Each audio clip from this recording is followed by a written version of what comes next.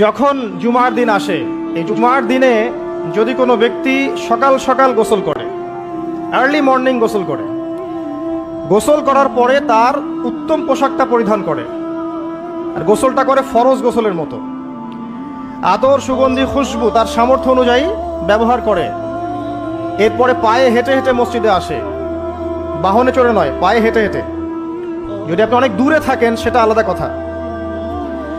এবং ইমামের কাছাকাছি বসে, মসজিদে আসার পরে যতটুকু সম্ভব হয় সুন্নত পড়ে নিল, নফল পড়ে নিল, এরপর ইমামের কাছাকাছি এসে বসলো, ইমামের খুতবা শ্রবণ করে মনোযোগের সাথে। খুতবা শ্রবণ করার সময় কাউকে কষ্ট দেয় না।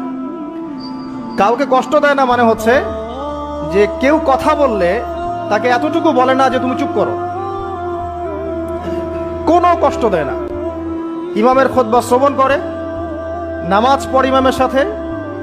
এই ব্যক্তির আমল নামায় নবী সাল্লাল্লাহু আলাইহি ওয়াসাল্লাম বলছেন যে প্রত্যেক পদক্ষেপের বিনিময়ে 1 বছরের নফল নামাজ আর 1 বছরের নফল রোজার নেকি লেখা হয়। জুমার এই সমস্ত নেকি নষ্ট হয়ে যাবে যদি আমরা এখানে আদব রক্ষা করতে না পারি।